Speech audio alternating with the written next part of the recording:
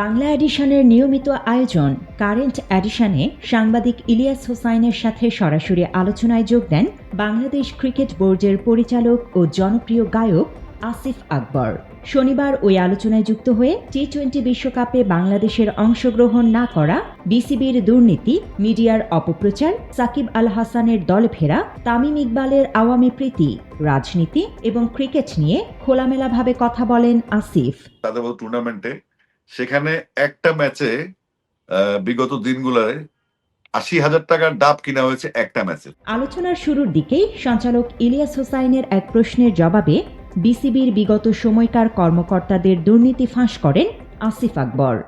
আসিফ, এটা কি একটু মোটা দাগে কি একটু বলা যায় যে মানে কি কি বিষয়গুলো নিয়ে? আমরা শুনেছি যে আপনাদের এখানে নাকি ডাব কিনতে পাওয়া যায় 18,000 টাকা দিয়ে, তারপরে অনেক কিছু শুনেছি। মানে একটু মোটা দাগে কিছু বিষয় বলা যায় যেগুলো আপনারা অলরেডি, যেমন আমি ২-৩টা বিষয় আমার মাথায় এসেছে। আমি শুনেছি গল্পে আমাদের অডিট টিমের যখন বসে, অডিট টিম তো আমার কাজ না, আমার কাজ হচ্ছে ক্রিকেট ডেভেলপমেন্ট এবং এজ গ্রুপ। তো আমাদের কানে এসছে বাংলাদেশে একটা নরমাল খেলা যেখানে আমাদের লোকাল প্লেয়াররা খেলবে তাদের টুর্নামেন্টে, সেখানে একটা ম্যাচে বিগত দিনগুলোয় ৮০,০০০ টাকার ডাব কিনা হয়েছে একটা ম্যাচে। তো একটা ম্যাচে যদি ২২ জন প্লেয়ার খেলে, তাদের টিম স্কোয়াড থাকবে সর্বোচ্চ ৩০ জনের। তো সেখানে ৮০,০০০ টাকার ডাব কিভাবে খায় সেটা একটা প্রশ্নবিদ্ধ। তো আমাদের নাজমুল ইসলাম ভাই কিন্তু ওই কথাটাই বোঝানোর চেষ্টা করেছেন, পরবর্তীতে যেটাকে অপব্যাখ্যা দেওয়া হয়েছে। ডাবের অতিরিক্ত মূল্য নেওয়া ছাড়াও সে সময় যাতায়াত ভাড়া বাবদও বাড়তি অর্থ খরচের অভিযোগ তোলেন বিসিবি পরিচালক। আমাদের মাইক্রো বাসের বিশাল বহর আছে যেটা বিসিবির কাজ করে, সেখানে দীর্ঘদিন ধরে একটা সিন্ডিকেট কাজ করছে। আপনি যদি নওগাঁ থেকে নাটোর যান, যে মাইক্রো বাসের ভাড়াটা হওয়া উচিত ৫,০০০, ৫,৫০০, ৬,০০০ টাকা, সেই মাইক্রো বাসের ভাড়াটা ধরা হচ্ছে ১৬,০০০, ১৬,৫০০ টাকা। তো এটা একটা টাকার একটা আহ, দুর্নীতির মচ্ছব যেটা আমরা বলতে পারি। তো এই ধরনের ছোট ছোট কিছু এক্সাম্পল আপনাকে দিলাম। পরবর্তীতে এই মাটির ইস্যু আসবে বা টিকেটিং এর ইস্যু আসবে, বা আমাদের ১৭ বছরে বিসিবির ভিতরে থাকা যেই পুরোনো লোকগুলো আছে, আমরা একটা বোর্ড মিটিং করতে পারি না, মুহূর্তের মধ্যে খবরটা বাইরে চলে যায়। এমনকি আমাদের বোর্ডের বাইরে গিয়ে পিছন দিক দিয়ে দেখতে হয় কেউ শুনছে কিনা, সাউন্ড প্রুফ।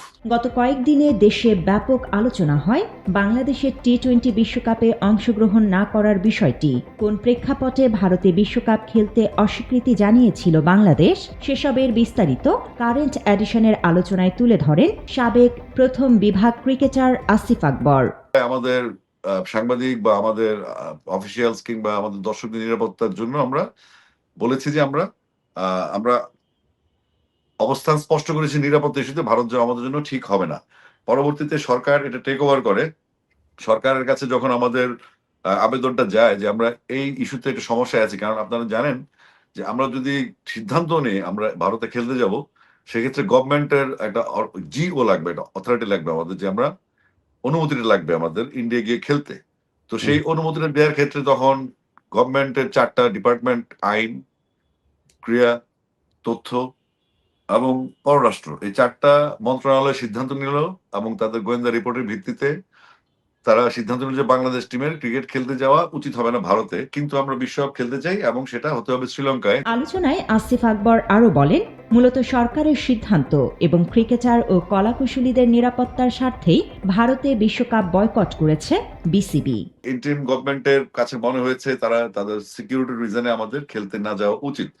সেক্ষেত্রে গভর্নমেন্ট স্বপ্রণোদিত হয়ে প্রথমে আইপিএল এর সম্প্রচার বন্ধ করেছে, তারপরে গিয়ে আমাদের খেলোয়াড়দের নিরাপত্তা, আমাদের যারা জার্নালিস্ট যাবেন, যারা আমাদের দর্শক শ্রোতা যাবেন, তাদের নিরাপত্তা ইস্যুতে সরকার সিদ্ধান্ত নিয়েছে যে কোনো অপ্রীতিকর ঘটনা এড়ানোর জন্য আমরা ভারতে খেলতে যাব না, আমাদের বিকল্প ভেন্যু লাগবে ক্রিকেটের বৃহত্তর স্বার্থে। যেহেতু সমস্যাটা একটা ভেন্যু নিয়ে, সারা পৃথিবী নিয়ে নয়, তো সেক্ষেত্রে আমরা এটার কোনো আরবিট্রেশন যাওয়ার কোনো প্ল্যান আমরা করিনি। টি-20 বিশ্বকাপে খেলতে না যাওয়ায় প্রথম আলো সহ দেশের কয়েকটি গণমাধ্যম নানাভাবে মিথ্যাচার শুরু করেছে বলে মন্তব্য করেন আসিফ। বাংলাদেশের প্রথম সারির পত্রিকা যেগুলা, মনে করেন দৈনিক প্রথম আলোর পত্রিকা যদি বুলবুলের কার্টুন তৈরি করে, আমার BCB president Aminul Islam বুলবুলের cartoon তৈরি করে তারা নিউজ ছেপেছে উনি ওয়ান ওয়ে টিকিট নিয়ে অস্ট্রেলিয়া চলে গেছেন, বাংলাদেশে হায় হায় অবস্থা। ডেইলি সান নামে একটা পত্রিকা আছে, ইংলিশ পত্রিকা, জাতীয় দৈনিক, তারা তো রীতিমতো ডিক্লারেশন দিয়েছে গভীর রাতে আমিনুল ইসলাম বুলবুল ওয়ান ওয়ে টিকিট নিয়ে চলে গেছে। আবার কয়েকদিন আগে দেখলাম আপনার এটা সব নাম গন্ধহীন চ্যানেল এগুলি, যেগুলোর কোনো ভিত্তি আমরা খুঁজে পাই না, সেখানে বলা হচ্ছে আমিনুল ইসলাম বুলবুল বিপিএল এ ম্যাচ গড়া পেটায় জড়িত। তো এই ধরনের ভুয়া নিউজ গুলা বা বিভ্রান্তিকর নিউজ গুলো মানুষের মনে কিন্তু একটা ভাবান্তর সৃষ্টি করে, মানুষের মনে নেগেটিভিটি তৈরি করে।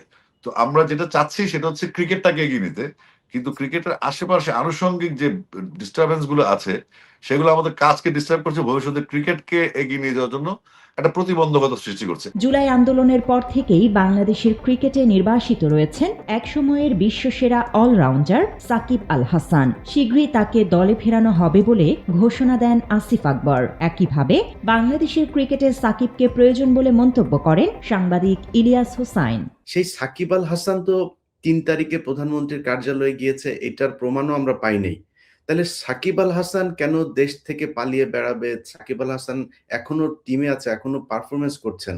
এরকম একজন মানুষকে আপনারা দলে আনতে সমস্যাটা কোথায়? সাকিব আল হাসানকে ক্যান্ডি থেকে ডেকে নিয়ে আসা হয়েছে এশিয়া কাপের মাঝখানে, কলকাতা থেকে ডেকে নিয়ে আসা হয়েছে ওয়ার্ল্ড কাপের মাঝখানে, যেটা রীতিবিরুদ্ধ, এবং তাকে ডেকে নিয়ে এসছে বাংলাদেশ সরকারের প্রধান তৎকালীন খুনি মানে ফ্যাসিস্ট হাসিনা, এনে তাকে ইলেকশনটা করানো হয়েছে। এবং সাকিব কখনোই কিন্তু আমি ওভাবে আমি শুধু সাকিবের ব্যাপারে আমার একটা বিরক্তি আছে যে তারও একটা অনুশোচনা হওয়া উচিত যে বাংলাদেশের ক্রিকেট নিয়ে। কিন্তু আমাদের প্রশ্ন বৈষম্যহীনতা, বৈষম্য বিরোধী আলাপ কেন?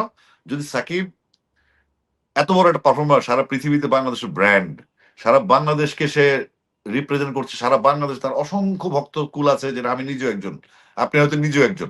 সাকিব হচ্ছে আমাদের সেই পতাকাটা। তাহলে বৈষম্য কাকে বলে? যদি মাশরাফি একবার এমপি হুইপ, আবার এমপি, মাশরাফি দেশে আছে এবং সে মেনে নিয়েছে ব্যাপারটা, আর আরেকজন তো ৩ আগস্টের কথা আলোচনা হলো, তাহলে ওরা দেশে থাকতে পারলে তাহলে সাকিবের সাথে বৈষম্যটা হচ্ছে। এ সময় সাকিব একদিন বিসিবির প্রেসিডেন্টও হতে পারেন এমন মন্তব্য করে তার সাথে ইনসাফ দাবি করেন বিসিবি পরিচালক। এখন আমাদের যেটা করতে হবে, আমাদের সলিড পারফর্মার যারা, আমাদের যারা ভালো দেশের জন্য, তাদেরকে সম্মান দিতে হবে। দেশের সম্মান নেই, আপনি যদি সাকিবকে আজকে সম্মান না দিতে পারি, সেটা বাংলাদেশের ব্যর্থতা। সাকিবের কি আইনগত ইস্যুগুলো সেটা সরকার দেখবে, কিন্তু প্লেয়ার সাকিব তো বাংলাদেশ অপরিহার্য। এবং বাংলাদেশের ক্রিকেটটার জন্য সাকিব হচ্ছে একটা রত্ন, নট ফর সে খেলবে এটার জন্য না, সে ভবিষ্যতে হয়তো বোর্ড প্রেসিডেন্ট হতে পারে, ভবিষ্যতে সে ক্রিকেটের যে অবদানগুলি, ইন্টারন্যাশনাল ক্রিকেট ডিপ্লোমেসি আছে, সাকিব একটা ভালো ভূমিকা রাখতে পারবে। এবং সেটা বলছে ইনসাফ। ওই ইনসাফের কথাটাই বলি হাদির, যে আমার শত্রুর সাথে ইনসাফ হয়, আমিও সাকিবের সাথে ইনসাফ চাই ইনফ্যাক্ট। তবে বাংলাদেশের ক্রিকেটে ফিরতে হলে সাকিবের অনুশোচনা প্রকাশ করা উচিত বলে মনে করেন ইলিয়াস হোসাইন। সাকিব আল হাসানকে আমার মনে হয় যদি সম্ভব হয়, আমি জানি না এটা সম্ভব হবে কিনা, যে তাকে আওয়ামী লীগে সে কোন পরিস্থিতিতে যোগ দিয়েছিলেন এবং তার এটার ব্যাপারে কোনো অনুশোচনা আছে কিনা, আমার মনে হয় এটার জন্য একটা একটা সাধারণভাবে দেশবাসীর কাছে এইটুকু অনুশোচনা তার প্রকাশ করানোর সুযোগ আছে কিনা, এটা তাকে যুক্ত করার আগে করানো যায় কিনা, এটা একটু করলে আমার মনে হয় তার নিজের জন্য, মানুষের যে ভালোবাসা সে পায়, যাদেরটা পায় না এখনো তাদেরটাও আমার মনে হয় পেত। সাকিবের পাশাপাশি বাংলাদেশের সাবেক ক্রিকেটার তামিম ইকবালের বিভিন্ন প্রসঙ্গ উঠে আসে কারেন্ট এডিশনের আলোচনায়। এ সময় তামিমের রক্তে আওয়ামী লীগ মিশে আছে বলে মন্তব্য করেন ইলিয়াস হোসাইন। সেই সাথে জুলাই আন্দোলনের সময় স্বৈরাচার শেখ হাসিনার সাথে দেখা করতে যাওয়ায় তার শাস্তি হওয়া উচিত বলেও মনে করেন জনপ্রিয় এই সাংবাদিক। একইভাবে ক্রিকেটের বাইরে নানা নাটকীয় কর্মকাণ্ডের কারণে তামিমকে নিয়ে সমালোচনায় জড়ান পরিচালক আসিফ আকবর। আরেকজন প্লেয়ার, যেটা আমরা ওনার মানে ক্যারিয়ারের একদম সারা জীবনই দেখেছি উনি নাটকে ভরপুর। হ্যাঁ, হ্যাঁ, সেটা এটা হচ্ছে তামিম ইকবাল। তিনি আপনার সাথে যখন নির্বাচনে প্রতিদ্বন্দ্বিতা করেন, তখনও তিনি আপনাকে মানে মানুষের কাছে এমন একটা জিনিস বুঝিয়েছেন যে উনি নির্বাচনে বোধহয় প্রতিদ্বন্দ্বিতা করেন নাই। আপনি বিনা প্রতিদ্বন্দ্বিতা, আমরা অনেক পত্রিকাতেও এই নিউজটা দেখেছি যে আপনি বিনা প্রতিদ্বন্দ্বিতায় তারপরে নির্বাচিত হয়েছেন। মানে ইট সিমস লাইক আপনি কোনো করেন নাই, কারো সাথে কোনো কম্পিটিশন এ যাইতে হয় নাই, এমনিতে আপনাকে দিয়ে দেওয়া হয়েছে।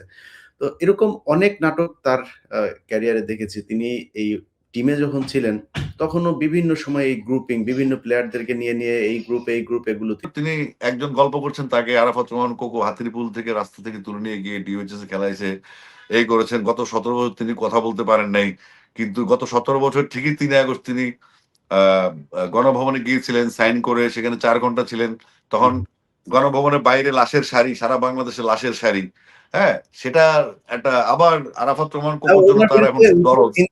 আরাফাত রহমান কোকো জি।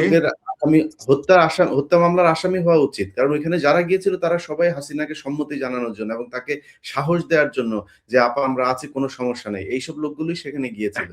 সম্প্রতি আসিফ আকবরের গাওয়া ও প্রিয়া তুমি কোথায় শিরোনামের গানটির 25 বছর পূর্তি হয়েছে। ক্রিকেট রাজনীতির বাইরে নিজের সঙ্গীত জীবনের জনপ্রিয় গানটি নিয়েও স্মৃতিচারণ করেন এই সঙ্গীত শিল্পী। এক পর্যায়ে কারেন্ট এডিশনের দর্শকদের উদ্দেশ্যে গানটি গেয়েও শোনান আসিফ। আপনার "ও প্রিয়া তুমি কোথায়?" তখন তো আমাদের ক্যাসেটের যুগ। আমরা ক্যাসেটের মধ্যে আপনার এই গান শুনেছি। গ্রামে আইসক্রিম বিক্রি করতো, বাদাম বিক্রি করতো। সব দিকে মাইকে বাজছে, মানুষের ঘরে বাজছে আপনার এই গান চারিদিকে। 4 মাস পরে গিয়ে হলো অ্যালবামটা মানুষের কাছে গেছে এবং এই অ্যালবামটা আসলে একটা মিথের পর্যায়ে চলে গেছে। আমি মনে করি অ্যালবামটার উপর আমার কোনো দখল নাই। এটা হচ্ছে সম্পূর্ণভাবে যারা শ্রোতা, যারা গান শোনেন আমার, এখনো প্রিয় গান শোনেন, এটা একটা মিথের মতো হয়ে গেছে। এটা আমি চাইলেও এর চাইতে ভালো কিছু করতে পারব না। নতুনভাবে প্রিয়া বা সবার বাংলাদেশের গানও তৈরি হবে না। এটা টোটালি বাংলাদেশের মানুষ বা বাংলাভাষী মানুষ নিয়েছেন। আর আমি গাই প্রিয়াটাই গাই। সাধারণত গাইতে চাই না। ছেলে-মেয়ে বিয়ে দিয়ে দিছি তো, এগুলো চলে না এখন তারপর গাই। মিথুন বাবুর কথা সুর সঙ্গীত, প্রোডাকশন সাউন্ড টেক, তাদের কাছে আমি চিরকৃতজ্ঞ। বুকের জমানো ব্যথা কান্নার নোনা জলে ঢেউ ভাঙে চোখের নদীতে, অন্যের হাত ধরে চলে গেছো দূরে, পারি না তোমায় ভুলে যেতে। ও প্রিয়া, ও প্রিয়া তুমি কোথায়? ও প্রিয়া, ও প্রিয়া তুমি কোথায়? সব মিলিয়ে নানা বাধা থাকলেও দেশের ক্রিকেটকে এগিয়ে নেয়ার দৃঢ় প্রত্যয় ব্যক্ত করেন বিসিবি পরিচালক। আমরা যেই কাজটা করার জন্য বিসিবিতে এসেছি সেটা হচ্ছে বাংলাদেশের ট্রিপল সেঞ্চুরি ভিশন আমাদের। আমাদের বোর্ডের সিদ্ধান্ত যেটা হচ্ছে প্রথম হচ্ছে 100% ট্রাস্ট। বিশ্বাসটা স্থাপন করতে হবে আমাদের। দ্বিতীয়ত হচ্ছে আমাদের পারফরম্যান্সটাকে অনেক ডেভেলপ করতে হবে এবং ট্রিপল সেঞ্চুরি, থার্ড সেঞ্চুরি হচ্ছে আমাদের দেশের সর্বত্র ক্রিকেটটাকে পৌঁছানো, যেটা ডিসেন্ট্রালাইজের মাধ্যমে আমরা অলরেডি সারা বাংলাদেশে কাজ শুরু করেছি। আপনি লক্ষ্য করবেন যে শুধুমাত্র এই টি-20 ওয়ার্ল্ড কাপ বা ন্যাশনাল টিম কিংবা সিলেট, ঢাকা, চট্টগ্রাম নিয়েই কিন্তু আসলে এই খেলাগুলি ঘুরপাক খাচ্ছে, কথাবার্তাগুলি ঘুরপাক খাচ্ছে।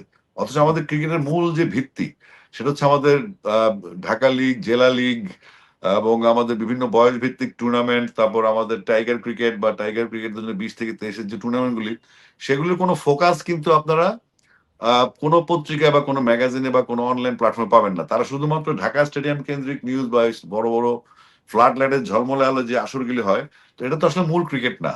এই যে এখন বাংলাদেশে চলছে আপনার অনূর্ধ্ব 18 ফাইনাল রাউন্ড কক্সবাজারে, অনূর্ধ্ব 16 ফাইনাল রাউন্ড চলছে, অনূর্ধ্ব 14 জোনাল রাউন্ড চলছে এবং অচিরে শুরু হচ্ছে অনূর্ধ্ব 12। শুরু হবে মাদ্রাসা ক্রিকেট, শুরু হবে ইংলিশ মিডিয়াম ক্রিকেট, শুরু হবে ছিন্নমূল এবং সুবিধাবঞ্চিত শিশুদেরকে নিয়ে ক্রিকেট, যেটা আমরা চাচ্ছি পুরা ক্রিকেটটাকে আমাদের শিশুদের মধ্যে, আমাদের আপকামিং জেনারেশনের মধ্যে ছড়িয়ে দিতে, যেটার কারণে তাদের মনে একটা ডিসিপ্লিনের জন্ম দিবে, যে ডিসিপ্লিনটা হচ্ছে বেসিক্যালি ক্রিকেটের মূল স্তম্ভ। টি-20 বিশ্বকাপ ঘিরে দেশের ক্রিকেটের টালমাটাল অবস্থার মাঝে কারেন্ট এডিশনের আলোচনায় যোগ দিয়ে খোলামেলা বক্তব্য দিলেন বিসিবি পরিচালক আসিফ আকবর। তার মতে ভক্তদেরও প্রত্যাশা নতুন উদ্যোগের মাধ্যমে আরও এগিয়ে যাক বাংলাদেশের ক্রিকেট। News desk, Bangla addition.